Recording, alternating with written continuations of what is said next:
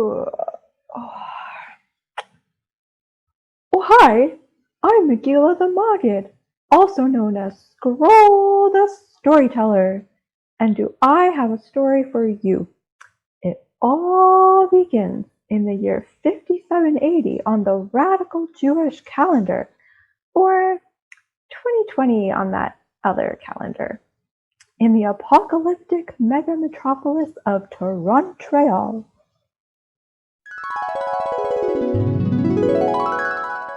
Hello, I'm Shoshana, the social worker assigned to your case.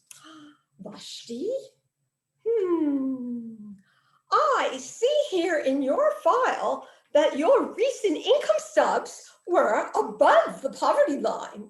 So you're not eligible for rent assistance at this time. Have you not paid this month's rent? Rent?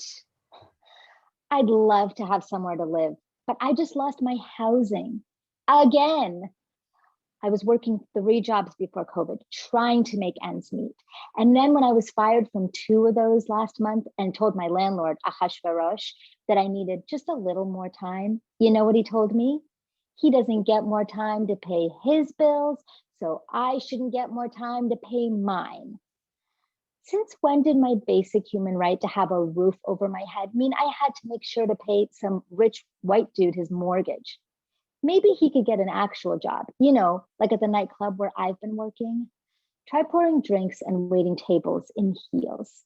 Besides, I heard that people like my landlord are getting complimentary freezes on their mortgage payments. So it's just downright cruel of him to kick me out of my home and onto the street. Now, Vashti, we do have a social safety net in this country. Nobody really has to live on the street. Let's put an application in for rental assistance.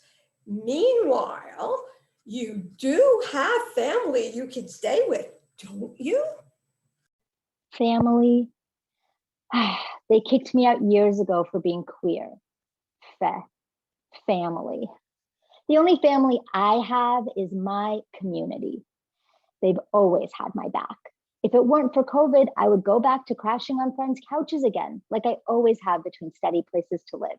But now, everybody's distancing. Besides, a lot of those friends I used to crash with have lost their housing too.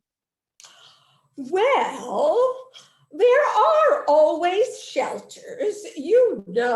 That's why we have social services. No one gets left behind who doesn't want to be. It's not safe in shelters for queer folks, especially not for my trans women friends. They're constantly denied access to services that cis women get, and bullied, and have complaints filed against them by other women. And just because they're trans, their identities are questioned, or worse, outright denied. And then they're being told to go to the men's shelter. Can you imagine how horrifying that is? Well, we have laws that protect LGBTQ people. The government puts a lot of money into diversity and equity. I had to take a training to get this job. Oh, I'm sure it's not as bad as you're claiming.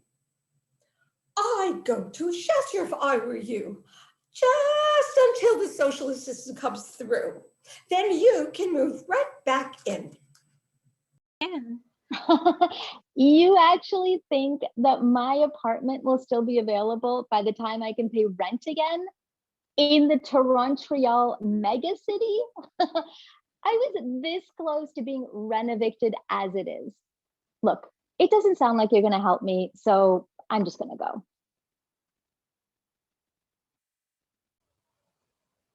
Meanwhile, in the suburbs, Mordekhai, the middle-class Jew, is enjoying his favorite pastime, yelling at the nightly news. We have to sit here night after night, trapped in our homes while these hooligans protest in the streets, and they want to defund the police? How can we not have the police? Of course we need them to keep the peace, to deal with these hooligans. How could it be otherwise? Why do we? Just because we've had a few centuries of policing on this continent, first invented, by the way, to keep Black people from resisting enslavement and Indigenous people from leaving reservations and practicing their cultures, doesn't mean we have to continue. It's a system built on white supremacy, racial capitalism, and colonialism, designed to protect rich white people, gente de pirón, the 1%, and that's exactly what it continues to do. Alternative models have existed for a long time, from traditional Indigenous systems of governance to transformative justice models, and continue to work every time a community or group addresses conflict without calling the cops. If the current form of security can be given hundreds of years and billions of dollars, just imagine what the same budget could do for community safety models. But what does Mordekhai think? I don't know why they're protesting the police like this. Yeah, sure. This country, could they treat Black people a little better? Of course. But they're protesting like it's a conspiracy. Like the police are racist. Like they shoot Black people on purpose or something. Yeah, okay, maybe there's a few bad apples. But I haven't seen any actual racism in all my years in this city. I treat everyone equally. Anti-Semitism, however, oh, don't get me started about that. I was called all kinds of names as a kid at school for being Jewish. And do you think anything's changed? Just last week, another synagogue across town had swastikas on it. And my niece Esther, she says we're white. We're not white, we're Jews. And then she tells me, Uncle Mordekhai, don't confuse whiteness with Jewishness, she says. You can be both, she says. She says there are Black and brown Jews too, and that they experience racism that white Jews like me don't. So that means we have white privilege? Anyway, in my day, when we experienced anti-Semitism, we didn't protest about it. By default, despite enduring stereotypes of Jews as meek and complacent, Jews have a long history of directly resisting anti-Semitism and taking their voices to the streets. In summer 1933, when Toronto Beach's residents started displaying swastikas to make Jews feel unwelcome at the beach, Jewish groups organized multiple protests. A few weeks later, in August, a swastika was displayed at a local baseball game between St. Peter's, sponsored by the church of the same name, and Harvard, a team of mostly Jewish and Italian players. At the next game, Jews young and old, along with Italian supporters, showed up en masse, prepared to tear down any swastikas, which they did. What ensued is known as the Christie Pitts Riot. When Jews and communists showed up to heckle William Whittaker, founder of the Canadian Nationalist Party, for his anti-Semitic and anti-communist rhetoric at his rallies, they were removed by the police for the supposed crime of interfering with free speech. But actually, Whittaker had arranged the removal with the cops beforehand. And another group called the Deutsche Bund, or Bund for short. Boy, Weizmir, what an unfortunate name to share with the Jewish Labor Bund, am I right? Because this group was militaristic, fascist, Nazi-supporting, and formed in Ontario also in the 1930s, spreading across so-called Canada, often clashing with the anti-fascist league, which included many Jewish members. But the biggest and bloodiest confrontation took place June 5th, 1933 in Winnipeg's Market Square, and this time 9 fascists were actually charged. But fascism in Canada didn't end with the war. The 1960s saw the rise of the Canadian Nazi Party. Hundreds of Jewish and anti-Nazi supporters ran party leader William John Beatty out of the park ahead of his hate speech and rally at what turned into the Allen Gardens riot, again with cops protecting white supremacy because Beatty was taken into police protection, and only Jews and anti-Nazi protesters were arrested. The Jewish establishment, already gaining class and social status, condemned the protesters for not relying on legislation to arrest the guy. But why, you ask? Well, as waves of settler immigrant Jews to Torontréal have increasingly gained state privileges and proximity to whiteness, more white Jews have placed their faith in the state and the police to change policy and protect them. Yeesh, Gregory sure hates it when I talk about... well, anyway, proximity to whiteness will not ultimately offer Jews safety, okay? But what does Mordekhai see? Wait, is that Ester on TV? My niece? Ester? What is she doing at that protest? She keeps telling us it's important to wear masks. Stay home, she says. Keep distance. She's always saying it's important. We collectively do our part to save lives. But look at her, wearing a mask. Keeping distant, sure. But she's certainly not staying home. Is this how she thinks you save lives? Yes, the movement for Black Lives and other anti-racism organizing is saving lives by demanding that cities defund and eventually abolish police departments to stop the murdering of Black and brown folks.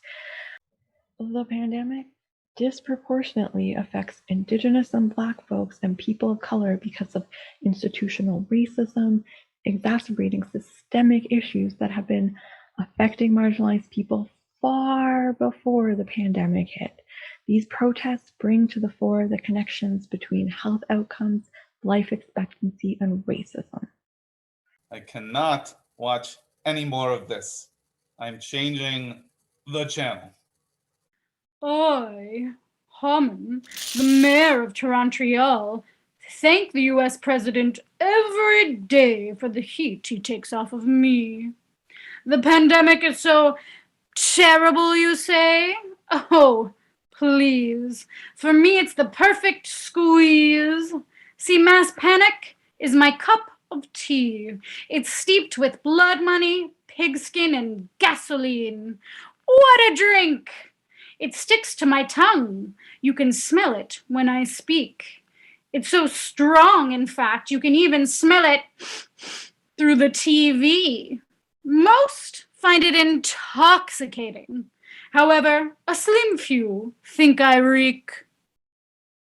See, with every sneeze and every rattling wheeze, I'm able to pass decrees that at another time would have taken years to grease.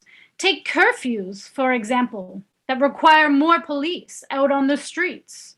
With this policy, I further isolate the unhoused from those with access to private property.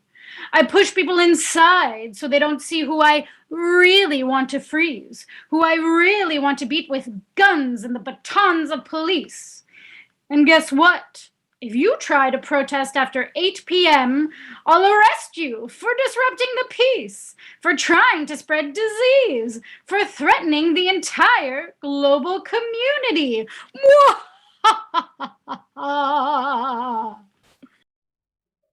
Oh, so quote ayunok, May your eyeballs burst. Now, someone like Haman, the mayor of Torontréal, doesn't just not care about the insecurity the pandemic creates, he thrives on it, using such times of panic as an opportunity to seize more power. But people are resisting. Hey, Esther, it was great running into you at the protest today. So many familiar faces. Hey, Vashti, how have you been? Oh, I love your dress. Are things okay at the shelter? I was in the shelter for a few weeks, but I couldn't stand it. I felt like I was on guard 24/7. I couldn't catch any sleep with so many people around me. There was no privacy and no way to physically distance, constant surveillance, and constantly being talked down to. Ugh. A friend who's been living in a tent since summer told me there's room at the Tent City encampment and even found me an extra tent and sleeping bag. I didn't need to think twice to take her up on her offer. I can't say it's very warm, but it's no worse than the winter my landlord, Ahasuerus, turned off the heat. He never said it was broken, and he'd just be sending someone right around to fix it. Spoiler alert, he never did. Plus, here I've got a caring community. People talk about tent cities being dirty, unsafe, a fire hazard. The city removed our access to water, washrooms, garbage collection on purpose, and then blames us for the conditions here.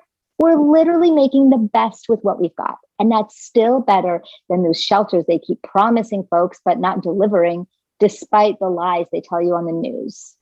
Those new permanent housing units they keep talking about, they're actually a renovation of an old building where all the previous tenants are moving right back in, but actually they're even less units than before. So everybody else basically just got renovicted.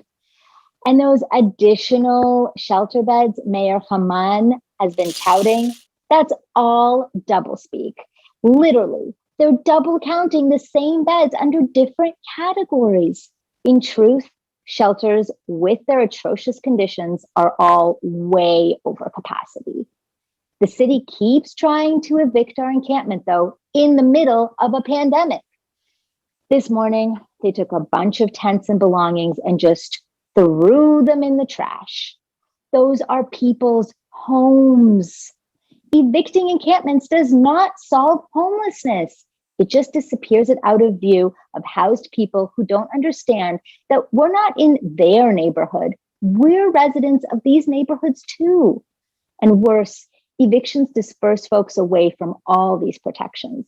The constant displacement takes a physical and mental toll, and it's re-traumatizing.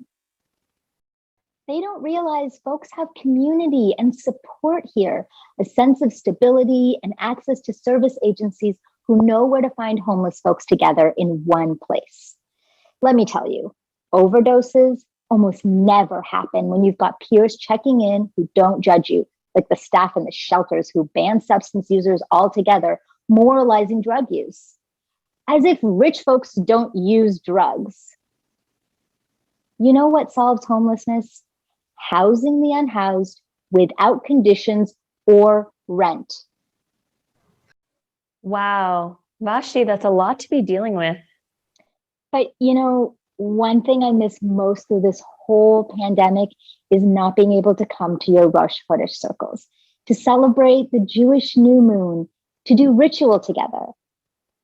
I was just going to say, I'm leading one online next week. No way. I'll call in by phone.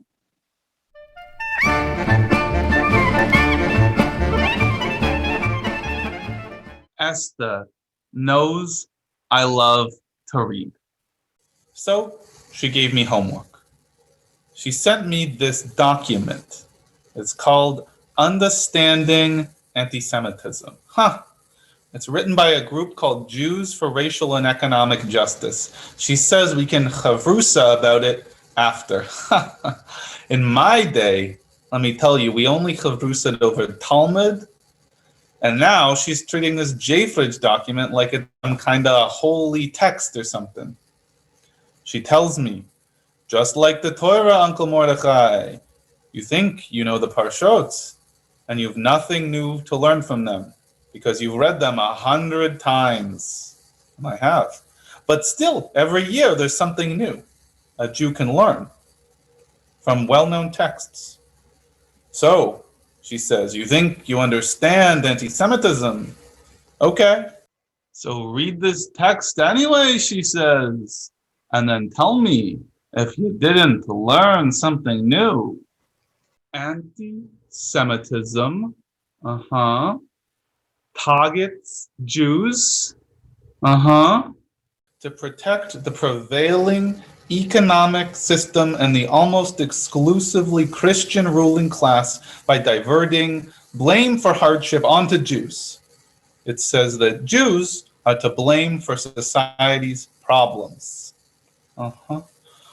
When people's rage is misdirected towards Jews, larger systems of economic injustice are shielded from scrutiny or even enhanced. Exactly. We're not to blame. But wait, this is saying that Jews are intentionally used as a scapegoat by the powers that be?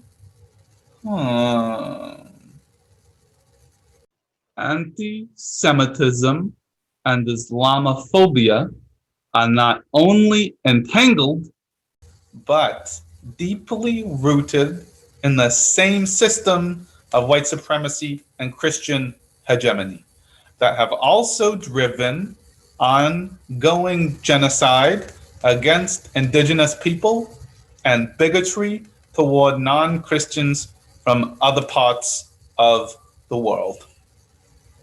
First and foremost, we need to recognize our common interest in collective liberation for all people and the centrality of ending white supremacy in the struggle to end all related systems of oppression. Did you know racialized capitalism exploits white Jews as a model minority, a middleman, a fantasy of power, they call it here, and exploits people of color as a fantasy of subjugation? Wow. These myths and stereotypes are actually connected for the purpose of diverting attention away from the core mechanisms of racialized capitalism and white supremacy.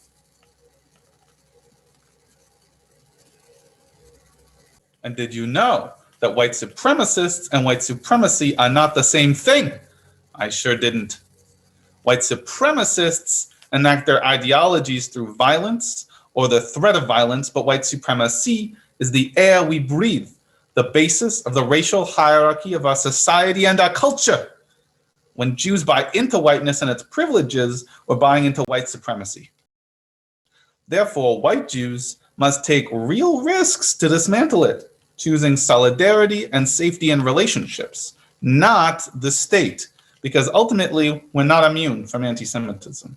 So we can't just get rid of white supremacists, we must do away with the whole violent system that we benefit from and uphold.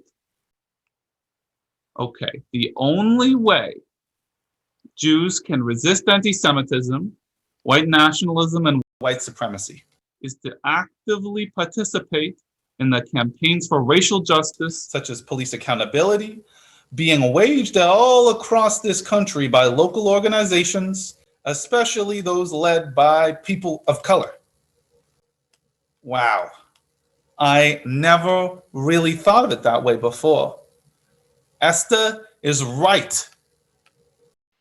Esther, thanks for facilitating Rosh Hashanah this month.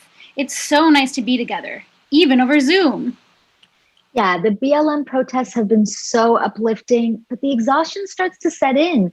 It's nice to get a break from the intensity of it all. I'm so glad you all made it. Tonight, I invite you to light a candle to remember the lives of all those who have died during this pandemic under Haman's regime. Who needs Kaddish said for them these days?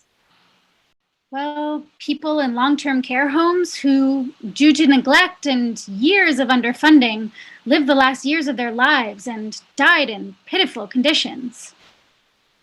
Underhoused folks who died of overdose, withdrawal, or COVID in overcrowded shelters, or alone in forced quarantine. People who had no warm, safe place to quarantine and recover from being sick, or froze to death outdoors, like Raphael Napa Andre, an Innu man who was well known and loved in his community, who died on January 30th, 2021, steps from a shelter because of Quebec's 8 p.m. curfew that they cruelly applied to homeless people and their nonsensical policy to close all shelters nightly by 9:30 p.m. Black and brown disabled people who got an emergency mental health response call made by or for them, only to have violent cops show up and murder them, like Regis Korchinski-Paquette, who died on May 27th, 2020.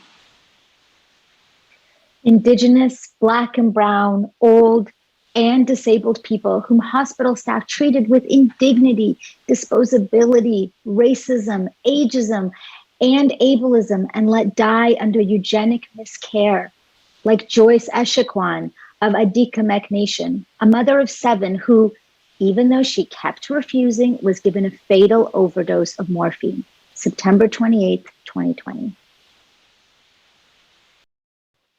Thanks, Hadassah and Vashti. Who else needs Kaddish said for them this pandemic? Yes, I'm asking all of you at home. You can type it in the chat now. Really, go ahead. In these stark times, we remember we are held by a great divine presence and guided by our traditions and our ancestors who honored the holy dead with these words. Yikadal v'ikadash shmei Rabbah. B'alma divrach yirutei, v'yamlich malchutei, v'chayechon v'yomechon, v'chaye dechol beit Yisrael, v'agala v'zman kariv v'imru. Amen. Amen. Yehei shmei Rabbah mevarach le'olam le'almei almaya. Yitbarach v'yishtabach v'yitpar v'yitmamam v'yitnaseh, v'yitadar v'yitaleh v'yitalal shmei kudsha. Rihu. Rihu. Le'elam min kol birchata v'shirata, tushbechata v'nachamata, damiran b'alma v'imru. Amen. Amen. Yehei shlam rabba min shmaya, v'chayim aleinu v'al kol Yisrael, v'imru. Amen. Amen. Osa shalom b'imramav, hi yasa shalom aleinu, v'al kol Yisrael, v'al kol Yishmael, v'al kol yoshvei tevel, v'imru. Amen. Amen. May their memories be for a blessing. That means we can't only remember their lives, we must also honor their memories by making change in the world. That is how we become a blessing. Amen. My friends at the protest today told me they were really moved by last night's gathering. They were so grateful to have space to process these big feelings through ritual, to do ceremony, to be reminded that we are held by something bigger, to take time to connect with that within ourselves, from which comes the kindling for our revolutionary fires, to be back on the streets again.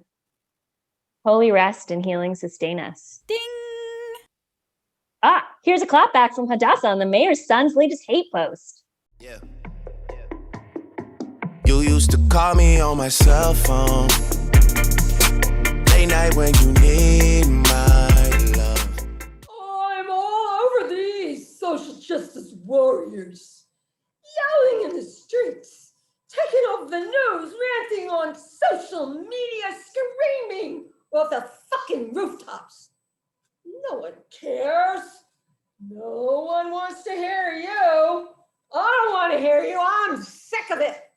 I can't stand your whiny, holier than thou voices scratching my eardrums, your banner drop slapping my eyes. Why is your sole purpose in life to make me feel bad for existing? I won't do it. I'm a good person. I compliment girls, make them feel good. We neither want nor need your thinly veiled sexism. I buy recycled toilet paper. I mean, it is the cheapest after all. Ah, yes. Greenwashing, a marketing tool companies use to make us think they care about the environment, when really they're distracting us from the deeper, more systemic ways they continue to pollute the earth. Emes mit Liegen zerrieben is gar nicht geblieben. Truth with lies mixed together means no truth whatsoever. Oh, I'm not rich, you know. I can't even afford to pay my own rent without my parents' help.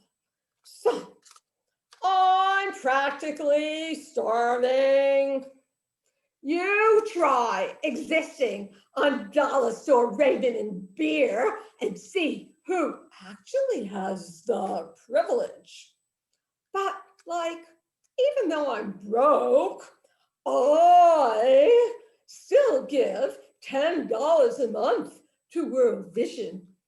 I've stopped for one of those bleeding heart canvassers, choked up on my credit card just to get her to shut up. Ick, again with the misogyny. And don't even get me started on the nonprofit industrial complex, a way for the state to squash social movements while replacing solidarity with conditional forms of charity. I even throw a penny in a homeless dude's hat once in a while, even though I know he'll probably just spend it on vodka. This dude, full of bavajadas. So typical for housed people to police unhoused folks' behavior, on top of the harassment they already get from the police that the state pays to brutalize. But no one ever comments on what I eat or drink because I do so inside, which just goes to show how shelter provides privacy and bodily autonomy rarely afforded to those without it. Speaking of alcohol, do you know where I can get a kegger? I'm having a party at my place on Saturday night and it's gonna be lit. Yeah, of course, I know we're not supposed to have people over, but it's if I'm gonna sacrifice my 20s, the best years of my life for pandemic. It's not like me or one of my friends catches it, we're gonna die. It's no worse than the flu. And those old people who died from it, well, let's be honest, they were on their way out anyway. Besides, the world is a harsh place. No one said life was easy. Sometimes a few have to die for the rest of us to survive. Just how it works. It's evolution, natural selection. What? You don't believe in Darwin? You don't believe in science? Ugh, this last comment reeks of eugenics. The idea that there's an ideal human, as in a young, white, cis, able-bodied straight man. In fact, just like Haman's son. Instead of creating societal infrastructure modeled after different people, bodies, and cultures, todos los dedos de la mano no son unos, all the fingers of the hand are not the same, eugenics insists we isolate, breed out, and erase people who are not ideal. Guess who were fans of eugenics?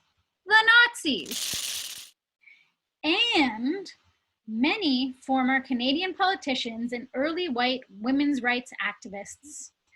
In Canada's ugly history, we have the 60s scoop, residential schools, reservations, forced sterilization of Indigenous folks, and also neurodivergent and disabled folks that lasted in BC and Alberta until the 1970s.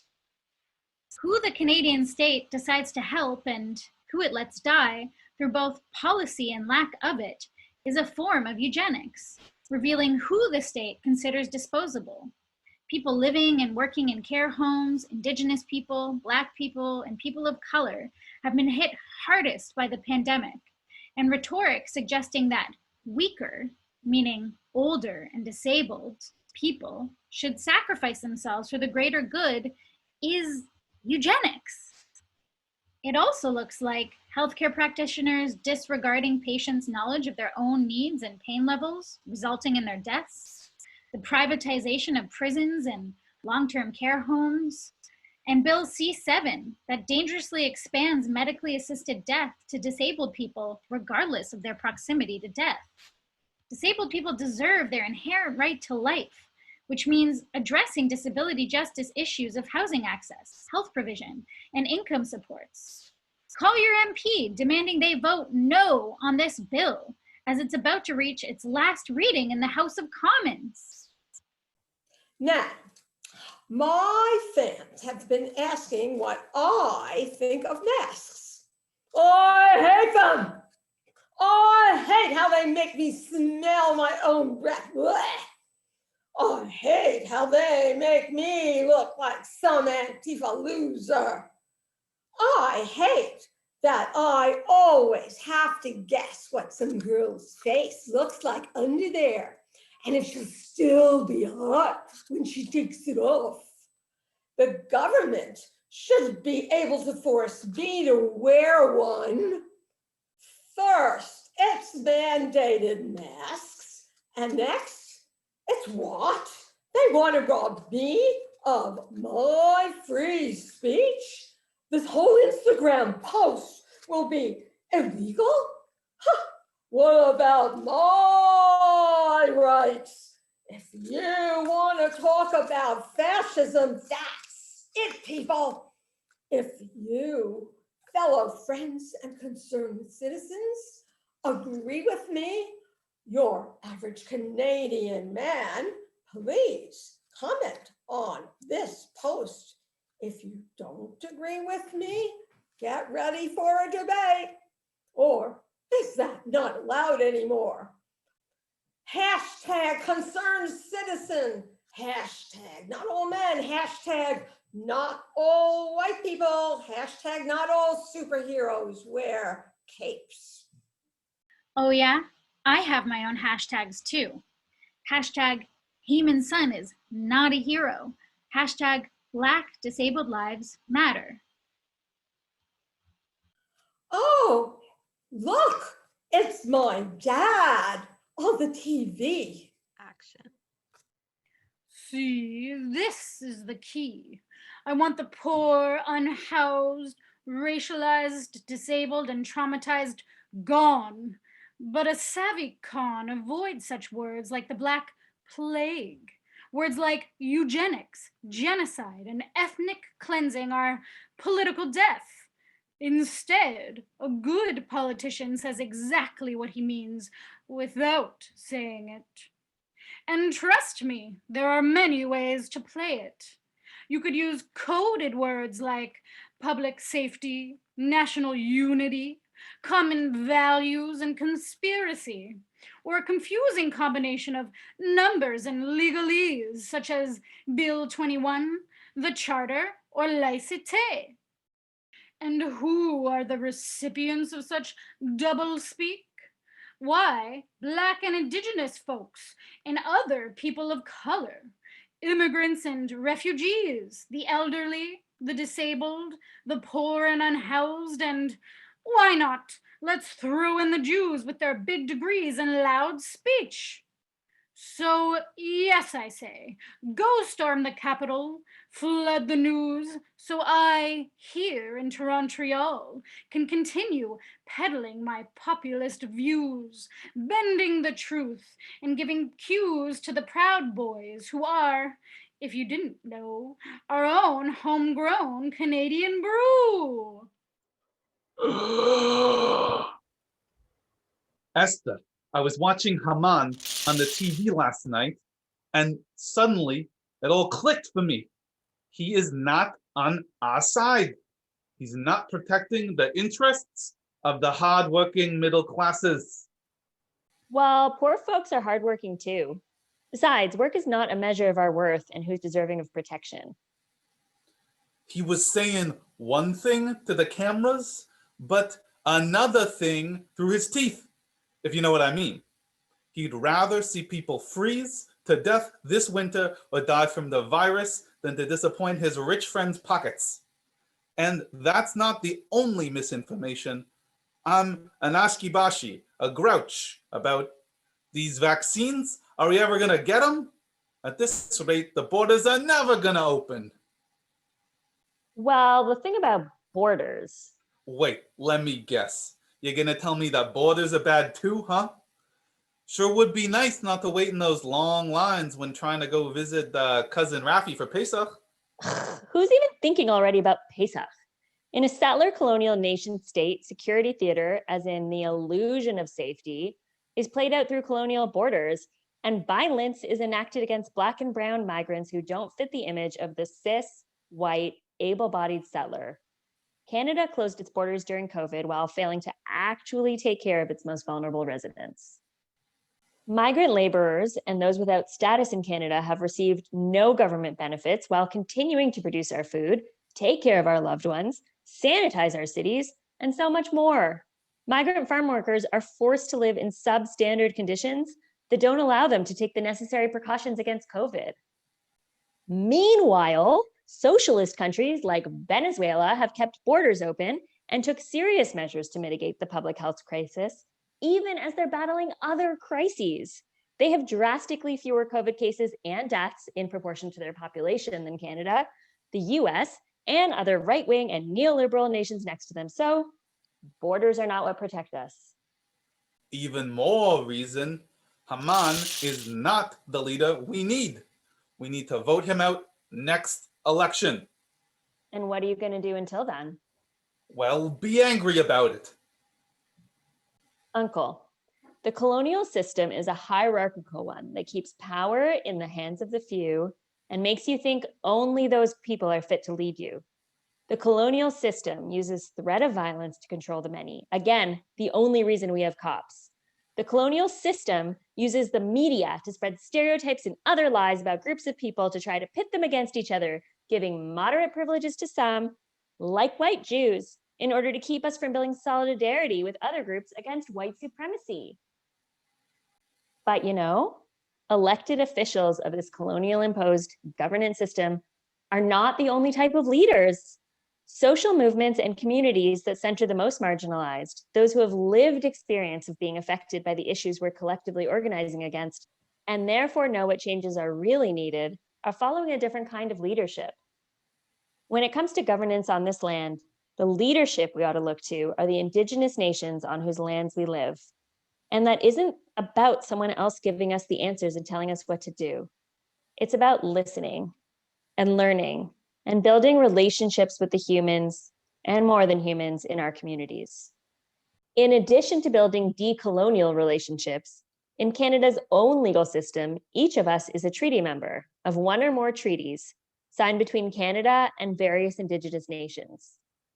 Of course, many Indigenous nations, especially out west, never agreed to sign treaties once they saw that Canada had manipulated these treaties and had no intention of respecting them.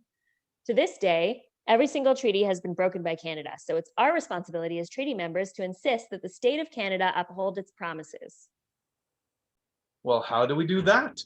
For instance, right now, 1492 Land Back Lane, a land reclamation movement by Indigenous folks from 6 nations, is asking folks to direct funds for legal fees. For protecting their own lands from corporate housing developments, allowed to proceed by the state in direct violation of treaty agreements, police have enacted extreme violence on the land protectors. This is far from the exception, but how the racist, colonial, capitalist state of Canada treats Indigenous people from Mi'kmaq territory to Lekwungen, in other words, from coast to coast to coast. And another thing, in a capitalist colonial system, housing is a profit-driven enterprise, like the corporate-owned housing developments being pushed on 6 nations' land. When settler colonizers see the land as ownable, it leaves many without access to land and housing. Housing injustice and settler colonialist expansion are deeply connected. Decolonial relationships to land that ensure everyone's needs are met do not allow anyone to go without adequate shelter. Wow, Esther, I am learning so much from you.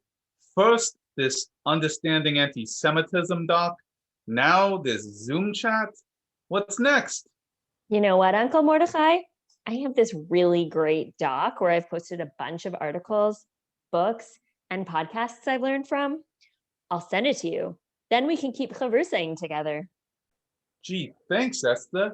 Might as well do some serious learning while I'm sitting at home. The mainstream news is only one source of information, and not always the best one, as I'm finding out. Why don't you also join Vashti and me this week at the Encampment Support Network? They're a group of homeless folks and allies delivering basic supplies to encampments across the city and putting pressure on Haman to build long-term permanent housing for people in their communities of choice.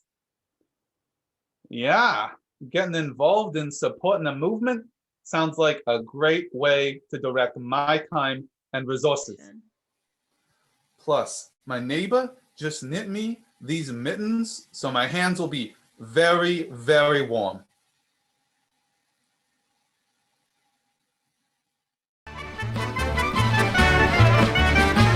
Wait. The story's not over. We're living in it now. Dancing in a world upside down. But collectively, we will continue to build power through mutual aid, community organizing, reparations, and deep solidarity to ensure everyone's freedom from tyranny.